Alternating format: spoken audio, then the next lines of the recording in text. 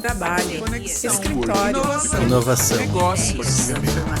Eu chamo de coworking. Fundadoras e fundadores de coworking, entusiastas da economia colaborativa e compartilhada no Brasil, estamos de volta. Eu sou a Laura Gurgel e está começando mais um episódio do Eu Chamo de Coworking. Conta pra gente, João, o que vai ter de bom aqui hoje? Oi, Laura. Oi, pessoal. Hoje a gente vai trazer a palestra do nosso amigo e ex-founder Felipe dos Santos, que vai falar sobre relacionamentos e sobre como é importante sabermos analisar o perfil das pessoas que estão dentro do nosso espaço de coworking, para que a gente possa fazer com que elas se sintam realmente acolhidas e parte da nossa querida comunidade. E o bacana, João, é que essa fala do Felipe complementa muito bem o que o Ismar falou no episódio anterior. E, como vocês já sabem, nessa primeira temporada, os nossos episódios foram gravados durante o Encontro Coworking Brasil 2020, que aconteceu no saudoso período pré-pandemia. Sim, existiu um 2020 sem Covid num tempo longínquo, muito longínquo. Então, vamos passar a palavra a Felipe. Pessoal, quero falar com vocês o seguinte, é uma delícia poder palestrar logo depois do Ismar. Cadê o Ismar? Foi embora já? Tá ali. Porque a nossa palestra está bem conectada. Eu não sei se foi de propósito, se foi, parabéns João e Laura, porque se a palestra do Ismar foi para inspirar, eu quero que a conversa que eu vou ter com vocês aqui seja para raciocinar, tá? Porque eu vou falar de relacionamento. Vários momentos o Ismar falou aqui na palestra dele sobre a forma como a vida das pessoas precisam estar conectadas. E é verdade, gente. Tá muito tempo que a gente tem um individualismo muito grande crescendo cada vez mais. A gente tá cada vez mais órfão daqueles que lá em cima deviam estar cuidando da gente. E aí vem um pensamento recorrente, se eu não olhar para o meu, quem é que vai olhar, né? Isso está fazendo as pessoas se afastarem muito. E eu hoje vou trazer para vocês alguns pensamentos aqui de como que a gente pode refletir melhor essa questão do relacionamento, tá? Eu sou o Felipe dos Santos, publicitário. Como vocês, eu fui dono de coworking. Meu coworking fechou depois de 3 anos de funcionamento, mas eu tenho muito orgulho dele. O Mutua Coworking nasceu na mesma época praticamente que o Block Time do João, que o Clube de Negócios da Laura. Ajudei a organizar o primeiro encontro de coworking no Brasil. Foi lindo de ver aquela galera toda disposta a trocar e a compartilhar. E é muito legal ver que eles continuaram isso. E hoje eu venho como convidado, eu não me chamo de palestrante, me chamo de conversador, porque eu acho que é muito mais uma conversa do que uma palestra. Mas venho com orgulho, tá? Sou designer gráfico, é o que me paga minhas contas hoje. Aos poucos eu estou trilhando pela minha carreira de palestrante e trazendo para as pessoas cada vez mais essa abordagem do relacionamento, do comportamento humano.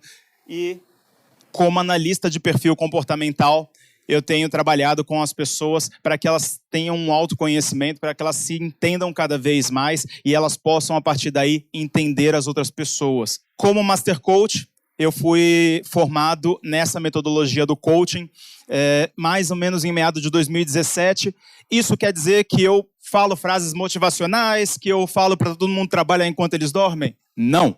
Tá? Isso só significa que eu tenho ferramentas técnicas para conduzir pessoas até o objetivo que elas querem chegar, não importa qual seja. O raciocinar, ele foi criado justamente para ser essa metodologia que vai fazer as pessoas se conhecerem cada vez mais e trilharem um caminho juntos para colher frutos disso, tá? É uma metodologia que eu lancei há 1 ano e eu aplico nos meus trabalhos como coach, como palestrante, para todo tipo de empresa, para coworkings e para pessoas físicas, que, aliás, é o meu preferido. Eu adoro trabalhar com CPF mais do que com CNPJ. Pessoal, a gente tem um talento natural para criar conflitos desnecessários. É impressionante como, às vezes, você para à noite ou no dia seguinte, olha e fala, gente, por que eu tretei com aquela pessoa daquele jeito? Mas é quase como no nosso DNA, tá? Principalmente por nós termos perfis diferentes. O Ismar falou agora há pouco sobre ser um perfil de regras, um perfil de analítico, de cauteloso. Tem pessoas como essas que não suportam uma pessoa que está lá no céu o tempo todo, sonhando, trilhando, sem nenhum cuidado, mas que é um outro perfil completamente diferente, que dá vontade de virar e falar, amigo, desce, chão, vamos continuar aqui conversando.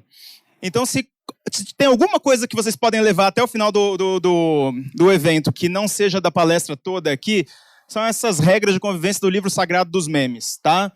Não pode beliscar, nem chutar, mostrar a língua, não pode morder, não pode dizer que vai matar os colegas, por favor, não falem que vão matar os colegas, não pode ficar emburrado e não apelidar os colegas, além de não implicar com eles.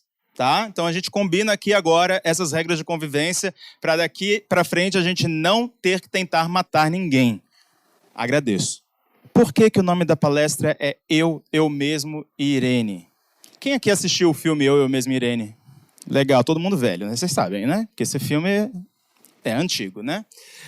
Gente, Eu Mesmo e Irene era um filme que falava justamente sobre dois lados da mesma pessoa e como ele como ele se relacionava com uma única pessoa específica nos momentos em que ele era o eu e quando ele era o eu mesmo, Jim Carrey. Para a nossa palestra, a gente vai considerar o seguinte: quem sou o eu? Meu corpo, minha mente, minha carreira, minhas conquistas, esse sou eu. Aquele que eu fui formando ao longo do tempo, tá? E o eu mesmo? A minha essência, os meus princípios, minhas reações, os meus comportamentos. Esse sou eu mesmo. E quem é a Irene? É basicamente o outro, tá? Então, se eu, ao longo do tempo, formei meu corpo, minha mente, minha carreira e reagi às coisas que foram acontecendo comigo, fui criando princípios, fui criando a minha essência, fui gerando comportamento, como que isso tudo afeta o outro? Vamos do básico? Comportamento, se a gente for tratar isso de uma forma etimológica, vem do latim comportare, que é trazer junto, conjunto, portare, levar e portar, a reunião e transporte de gestos e palavras, tá? Isso faz o comportamento. Muita gente aqui adora falar o seguinte: trate as pessoas como você gostaria de ser tratado. Gente, a regra máxima, de verdade, é trate as pessoas como elas gostariam de ser tratadas.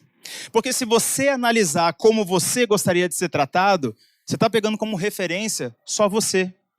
Aquilo que você acha que é certo, que talvez não seja o que ela acha que é certo. Tá? Então, trate as pessoas como elas gostariam de ser tratadas. Ah, mas como é que eu vou saber como ela quer ser tratada? A gente vai chegar lá. Eu queria antes só apresentar para vocês 4 personagens que eu adoro, que são as 4 tias. Eu quero ver se vocês já ouviram falar delas. 4 senhorinhas que convivem muito próximas umas das outras, mas estão sempre também muito distantes umas das outras. E a primeira tia é a antipatia. A antipatia, basicamente, é um egoísmo, um egocentrismo. Eu adoro colocar como exemplo, vamos supor, tá ali, quem aqui é de São Paulo, Marginal Pinheiros, quem é do Rio de Janeiro, Avenida Brasil, ali, cai um motociclista. Caiu, pum, no chão. Tem um monte de gente às 8 horas da manhã querendo ir para o trabalho, ali, falando, cara, eu preciso chegar, tá na hora da reunião, meu chefe vai me matar que eu não entreguei aquilo lá. Vê o motociclista caído. A antipatia é aquela pessoa que vai olhar e vai falar assim: tinha que ser motoboy. Puta que pariu, só serve pra... Desculpa, pode falar palavrão nesse horário? Tem criança aqui? Não? Valeu, você é foda, cara. Tinha que ser motoboy. Agora tá atrapalhando o trânsito, eu vou chegar mais tarde, eu vou ter que ligar pro meu chefe, etc. Essa é a antipatia. E aí você tem a irmã dela, que é a apatia. A apatia é aquela mesma pessoa que vai passar ali, vai olhar pra pessoa caída, vai continuar seguindo em frente sem olhar e falar, tá, caiu. Acontece todo dia. E daí? Essa é a indiferença, é a inerência. E aí você tem a outra irmã, que é a simpatia. E é legal que a gente olhe e fala assim, é legal ser simpático. Mas o mais legal da simpatia é a gente pensar o seguinte: a simpatia, de certa forma, é um distanciamento.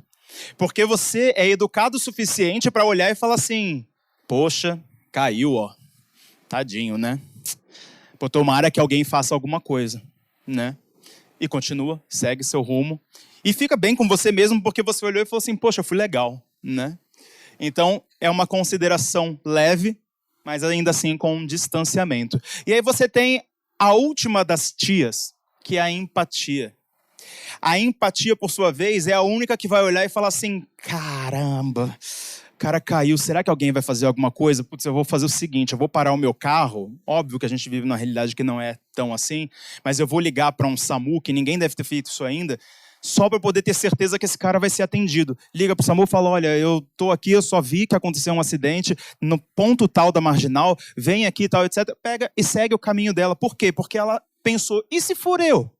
Se um dia eu cair ali e ninguém fizer nada por mim? Isso é a empatia, o famoso se colocar no lugar do outro. E aí essa palavrinha que tá na moda, né? A gente vê muita gente, o famoso lacrar no Facebook, né? Tentando lacrar no Facebook, falando de empatia, que as pessoas precisavam mais se colocar no lugar do outro e etc. Eu adoro ver que a palavra está sendo bastante utilizada, mas ela não é tão simples assim. E a empatia, se fosse um programa do Globo Repórter agora, estaria o Sérgio Chapelin, se bem que agora ele se aposentou, mas ele falaria o que é, o que come, onde vive, onde mora, né? E a empatia, gente, ela está em todos os momentos. Sabe, eu não sei se alguém aqui faz isso, mas sabe aquele momento que você vai no shopping, você vai almoçar, e aí você está feliz da vida com a sua bandejinha ali, você chega, aquela mesa que parecia vazia tem um crachá em cima dela? Apesar de ser proibido por todos os shoppings, só que alguns não informam isso, alguns botam na parede, alguns não informam, tem gente que fez isso, foi lá e botou o crachazinho porque pensou, assim, quando eu chegar com a minha bandeja, eu já tenho meu lugar marcado, né? Será que essa pessoa se colocou no lugar de quem está vindo com a bandeja pesada e que vai ter que ficar passeando pelo shopping procurando um lugar para sentar? Isso foi falta de empatia? Se você chega num supermercado, por exemplo, e tem uma fila, tem várias filas e nenhuma delas está marcada como preferencial.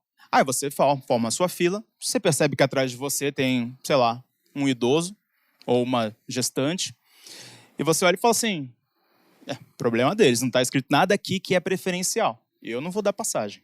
Se tivesse escrito, né, eu seria obrigado e tal. Outra vez a falta de empatia, né? Então, será que empatia é só naquele momento que a gente é meio que obrigado a ser empático? Ou será que a gente consegue trabalhar isso, de certa forma, para o tempo todo ser empático, o tempo todo pensar também no que o outro pode estar pensando, no que o outro pode estar precisando? O mais importante no relacionamento é ouvir o que não está sendo dito. Se vocês têm gato em casa aqui, se vocês têm cachorro em casa aqui, eu imagino que vocês sejam experts, a menos que vocês tenham há 2 meses o bichinho, em entender basicamente o que ele está querendo. Se ele olha para você com essa cara aqui, você vai falar, putz, ele está querendo comida? Ou ele quer brincar? Você já sacou isso. Sabe por quê? Porque com bichinhos a gente não tem barreiras, que são as mesmas coisas que a gente cria com os seres humanos. Com o bichinho, a gente se permite olhar para ele e entender o que ele está tentando dizer.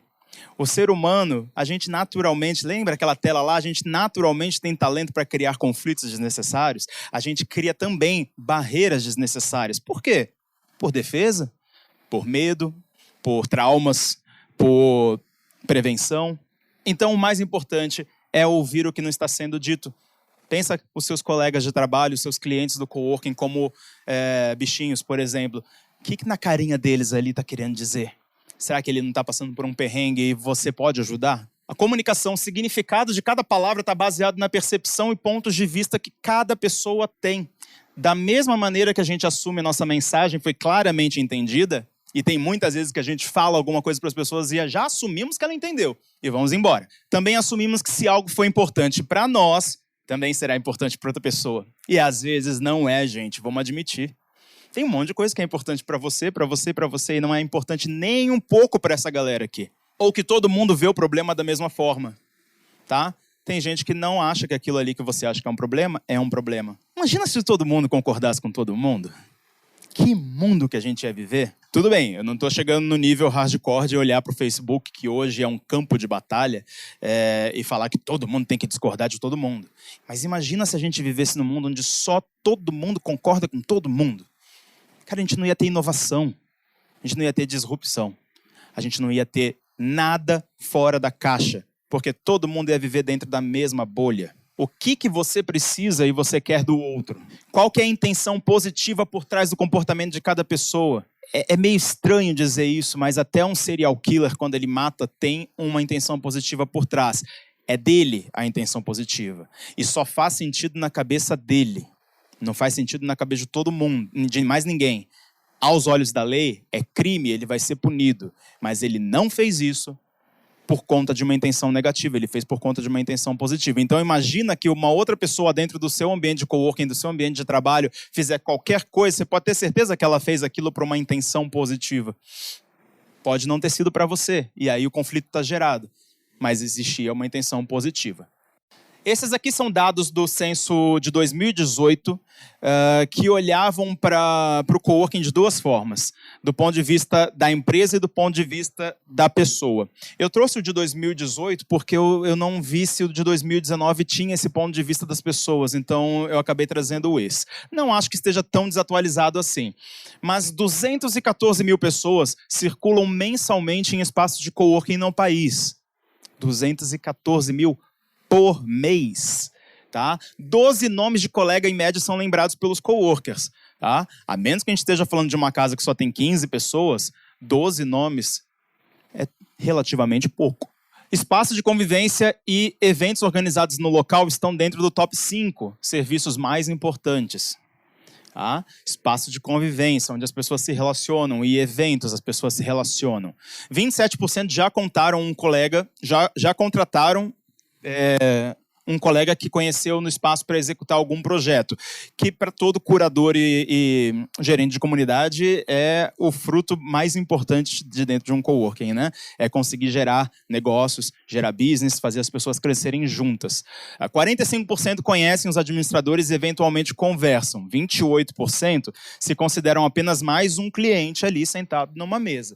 28% é um número grande para aquela pessoa que está ali e acha que ela só senta e levanta todos os dias e nada demais acontece com ela, tá?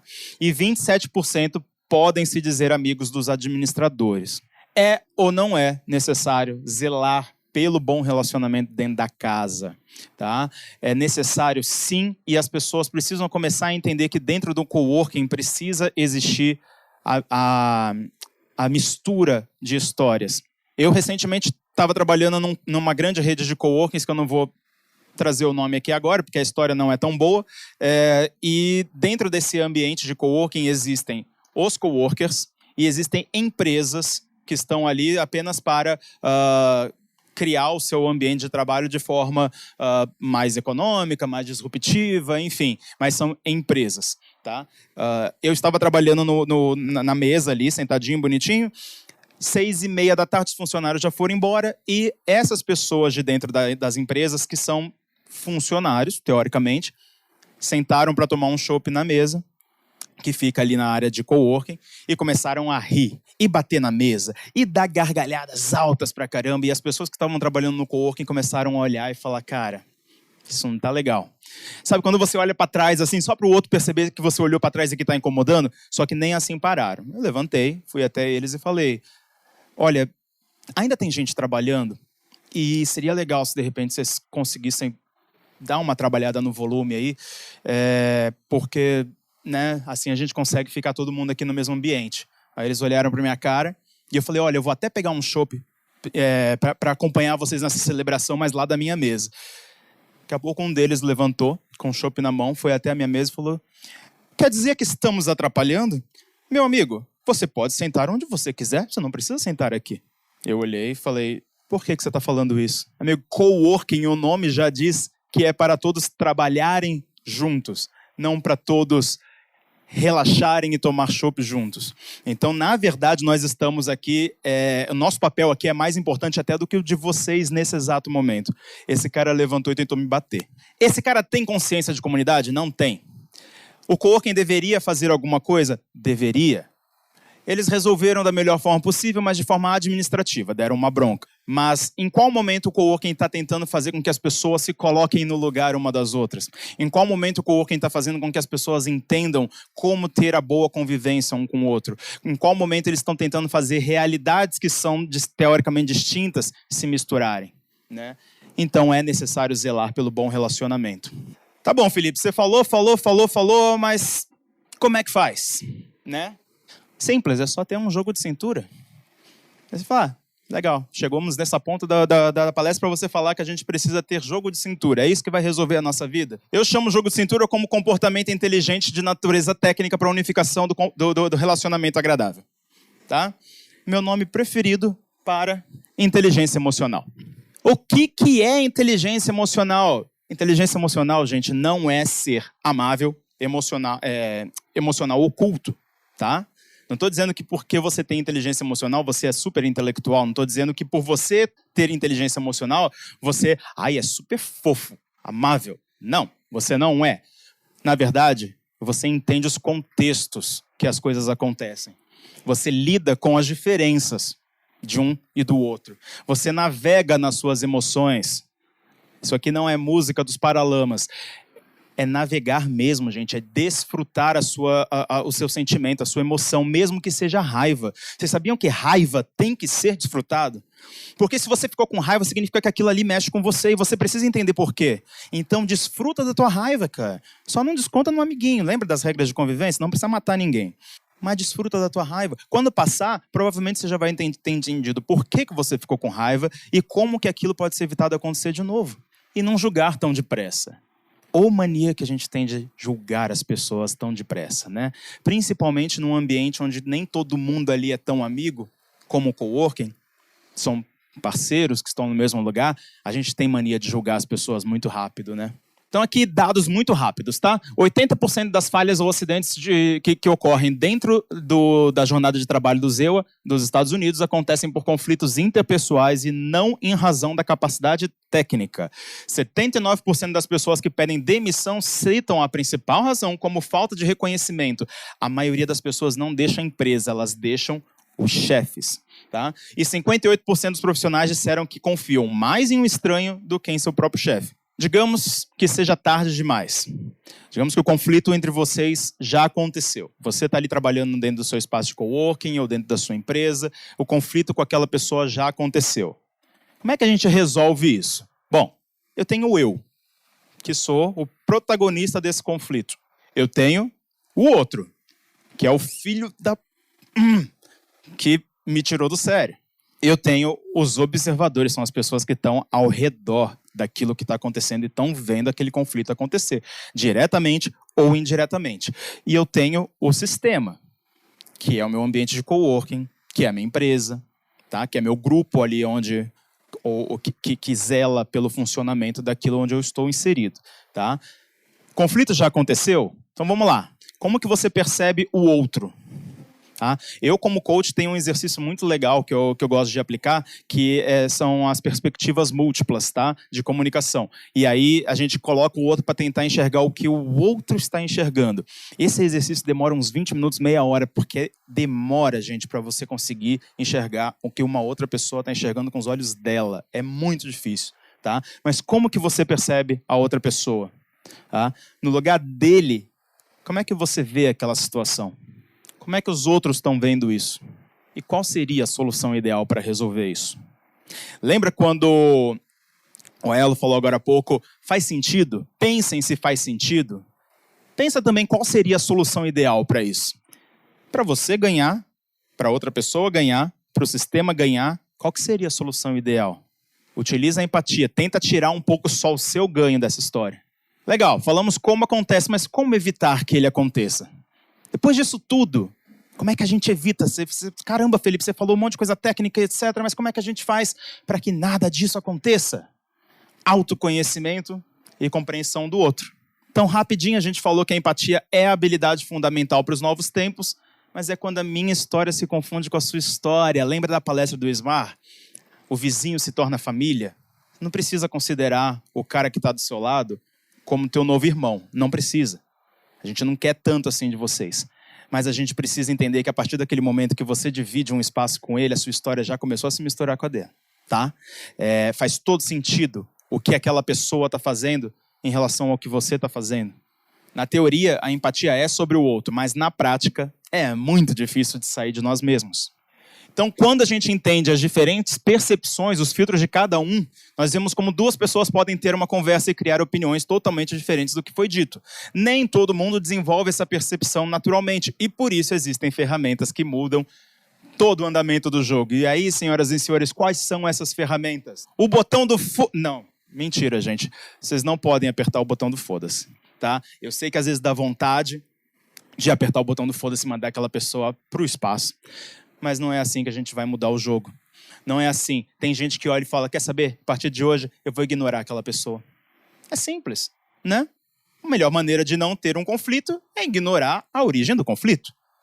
Não, não é exatamente isso. Senhoras e senhores, a ferramenta para fazer isso é a que eu mais gosto, a análise de perfil comportamental. E aí eu quero trazer para vocês um pouquinho do que significa análise de perfil comportamental e como que ela poderia trazer cada vez mais benefícios no espaço de vocês. Mapear um perfil comportamental é uma forma de enaltecer o outro, ajudando cada pessoa a encontrar seu lugar de maneira feliz e confortável. É muito utilizado em processos de contratação. Eu acho que algumas pessoas já devem ter passado um dia pelo corporativo, já deve ter sido contratada através também de perfil comportamental. Eu digo também porque a empresa que usa só o perfil comportamental para contratar está errada. Ela deveria usar como uma ferramenta de apoio, tá? E também utilizado para autoconhecimento e para promover o desenvolvimento humano. Como é que é feita essa análise? Ele é um questionário de até 15 minutos, identifica características de comportamento com um índice de acerto de 97%. Tá? Quem aqui acredita em signo? Eu vou contar uma coisa para vocês não contam para ninguém, tá? Eu também acredito. Eu sou taurino com ascendente em peixes, então imagina que eu sou aquela pessoa que vai direto para o mundo da lua com um lanchinho para comer no caminho. Tá? Mas, cientificamente mesmo, muito próximo de 100%, é a análise de perfil comportamental para você entender de verdade quais são aquelas características de comportamento que levam uma pessoa a tomar as decisões que ela toma, a fazer o que ela faz e a sentir o que ela sente, tá? São relatórios completos e dados sobre competências, energia para o trabalho, estilo de liderança ideal para o colaborador e histórico individual. O DISC foi criado pelo nosso querido William Marston. Ele também é o criador, como eu coloquei aqui, da personagem Mulher Maravilha. Na época que ele criou a personagem Mulher Maravilha, ele criou o laço da verdade, né? Que ela envolve a pessoa e a partir daquele momento ele tem que falar a verdade. Ele criou essa personagem a partir da outra criação chamada polígrafo, que é aquilo que identifica a verdade ou a mentira que uma pessoa tá contando, tá? Então, o DISC foi pensado de forma a identificar perfis de comportamento dominante, influente, estável e cauteloso, tá? Também é conhecido por outros modelos que chamam PI, STAR, IAC, MBTI, Assessment, tá? Também são conhecidos por esses nomes, mas é basicamente a mesma moldagem, com diferentes formas de relatar isso e trazer para a pessoa a compreensão desse conteúdo, tá? Eu gosto de usar a ferramenta Assessment, que traz não o dominante, o influente, o estável e o cauteloso, mas o executor, o comunicador, o planejador e o analista, tá? Nem todo mundo, quer dizer, não todo mundo, né? As pessoas têm todos os perfis dentro de um só. A diferença é a quantidade de carga que ela tem daquele perfil, tá? Então, eu posso ser um comunicador muito alto, ter muito também do executor, mas ter muito pouco de planejador e muito pouco de analista. Isso vai moldar a minha característica e vai me permitir entender exatamente por que caminhos eu ando, tá? Todo tipo de carga positiva que esses perfis eles trazem, eles também trazem algumas cargas negativas, mas não é negativo de ruim, é apenas baixas, ou pontos de melhoria, pontos de evolução, tá? Então, se o executor é muito assertivo, ele também não é exatamente muito compreensivo. Quem que é o executor? É o cara que está sempre com pressa, ele procura sempre dominar, está no controle, pessoas e situações, ele é movido a resultados, sabe? Ele é competitivo, é o cara que fica com sangue nos olhos porque não conseguiu terminar aquela missão que foi passada para ele, tá? É aquele cara, basicamente, que ninguém quer adicionar no grupinho de WhatsApp, sabe? Porque, assim, tem um grupinho de WhatsApp? Ele pergunta, não, quem falou isso para vocês? Não, a gente nem usa WhatsApp, não, a gente é do Telegram. Mas, enfim, é o cara que vai atrás de resultado. Tá? Qual que é o medo básico desse cara? Falhar. E o motivador dele para ele render é o poder e a autoridade. Tá? Então, você vai tentar fechar uma venda com um possível cliente potencial que você começa a perceber que o perfil dele é executor, como é que você fala para esse cara que vale a pena estar dentro do seu coworking? Você vai falar para ele o seguinte: aqui você vai crescer. Você vai produzir muito, cara. A gente tem algumas palestras aqui que a gente coloca para fomentar cada vez mais a sua motivação para você produzir, para você fechar negócio com aquelas outras pessoas ali. Tá vendo aquelas pessoas ali? São tudo clientes potenciais seus. Ah, meu amigo, esse cara vai ver números. Ele vai olhar e falar: gostei, vou ficar aqui. Tá? Eu tinha no meu coworking uma agência que chegou lá, fechou 8 contratos dentro da agência. Eu olhei e falei: meu amigo, você é bom. O cara era vendedor mesmo. Tipo, ele realmente conseguiu. Quem é o comunicador? Sempre conversando com alguém, pouco observa detalhes, dificuldade de manter foco, gesticula muito. Te falo para vocês que a maioria dos palestrantes que falarem aqui hoje ou em algum lugar que vocês estiverem são comunicadores, tá? A maioria, nem todos, tá? Mas essa galera fala muito, aquela pessoa que você fala bom dia e ela tá alegre, sorrindo e etc. E que você chega na área do cafezinho do coworking, você só queria ser educado. Oi, tudo bem? Aquela pessoa, tá, nossa, você não sabe, hoje de manhã acordei e aí eu fiz isso aqui, e um cliente que me ligou, tal, você só queria que ela respondesse, tá tudo bem. Mas você perguntou, ela tá te respondendo, né? Qual que é o medo básico dessa pessoa? Ser rejeitada. O influente tem medo de ser rejeitado. E o motivador dele é o reconhecimento. Imagina como é que você vende para um cara que quer fechar com o seu coworking e ele é influente. Você percebeu logo de cara que ele não para de falar. Você percebeu logo de cara que ele tá sorrindo, que parece que ele viu uma borboleta, tipo o Bambi, sabe? Ele viu uma borboleta e ele ficou, cara, que lindo isso aqui. Você vai falar para esse cara aqui, cara, aqui tem gente pra caramba. Cara, todo dia a gente tá trocando alguma experiência. Nossa, o momento do cafezinho é a coisa mais deliciosa, porque, todo mundo junta ali e tal. Aí começa a marcar happy hour e tal. Nossa, esse cara vai olhar, é aqui mesmo, pra que eu vou ficar dentro de casa? Olhando pro meu gato. Não, eu vou ficar aqui mesmo, você já fecha com esse cara. Planejador é o cara que pensa bastante de decidir, falar, agir. Ele é aquele cara diplomático, sabe? É aquela pessoa que ele, apesar dele gostar de gente, ele precisa tomar cuidado com cada passo que ele dá. A coisa precisa fazer sentido na cabeça dele, tá? Ele não vai simplesmente ser impulsivo o suficiente como seria o comunicador para fazer algo, porque ele sabe que pode dar errado. Então ele precisa se sentir seguro. Qual que é o medo básico desse cara? Se sentir inseguro. E no momento em que ele já planejou tudo, colocou tudo ali dentro na ponta do lápis, mas ele vai feliz, tá? Ele pode ser muito indireto na comunicação, mas ele é muito organizado. A mesa desse cara, você vai ver que é a mesa mais fantástica que você já viu. Esse cara é o planejador. Dentro do seu coworking, você quer vender para um cara que é planejador? Como é que você vai fazer? Você vai olhar para ele e vai falar assim: sabe o que é mais interessante daqui? Nós temos lockers. Olha, cada pessoa coloca suas coisinhas nos seus armários aqui. E o mais legal é que cada mesa aqui, ó, ela não se mistura com a outra. Então você tem as suas divisórias aqui, ó. Esse aqui é o seu espaço. Cara, esse cara vai olhar e vai falar: de verdade, na minha casa é tudo bagunçado, eu não consigo manter a organização do meu jeito, porque a minha mulher muda não sei o que de lugar, ou porque o meu marido sempre tira as coisas que eu coloco ali. Nossa, aqui eu vou ter o meu espaço, né? E por último, o analista. Ele se prepara bem para reuniões e apresentações, ele aprecia ambientes com regras, procedimentos, sentimentos e emoções são guardados e pouco compartilhados. Você vai vender para um cara desse? Abre o Excel para ele. Mostra as estatísticas de crescimento do seu coworking e de crescimento das pessoas que estão lá dentro. Fala para ele exatamente assim: olha, a porcentagem de crescimento das pessoas aqui está em mais ou menos 55% por ano. Esse cara vai olhar e falar: ela entendeu o que eu estou precisando. Ontem eu sentei, de verdade, não é mentira não, ontem eu sentei para tomar um chopp com um amigo meu, e eu perguntei como é que tá o trabalho. Ele: cara, super legal, e agora eu estou assumindo umas funções, tal, etc. E aí a gente está usando um programa novo agora, que é o Power BI. Eu olhei e falei: pô, que bacana, o que é o Power BI? Ele falou: cara, é um tesão. Você bota os negócios aqui, tem dashes, aí tem planilhas e cronogramas que você vai colocando aqui, tal, etc, blá, blá, e aí você vai vendo o todo. Lindo.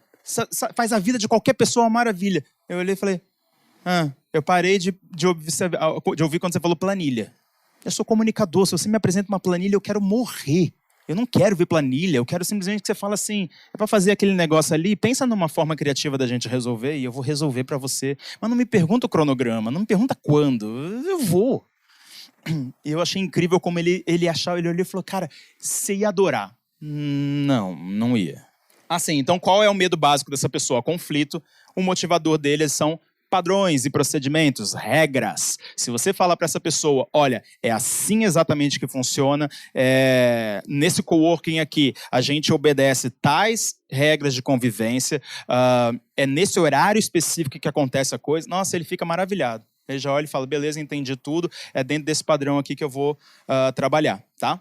Qual que é a importância do perfil, de análise de perfil comportamental no ambiente de coworking? Compreender melhor o perfil dos coworkers, para desenvolvimento de ações que contemplem suas necessidades pessoais e profissionais, conectar os profissionais através de um networking mais assertivo, e aí para os gerentes de comunidade, para os curadores dos coworkings, estar preparado para falar a linguagem pessoal de cada coworker, e isso é muito importante. Tá? Quando eu era o dono do Mútua, eu tinha que... Isso eu aprendi na dureza, tá? Porque eu ainda não trabalhava com esse tipo de coisa.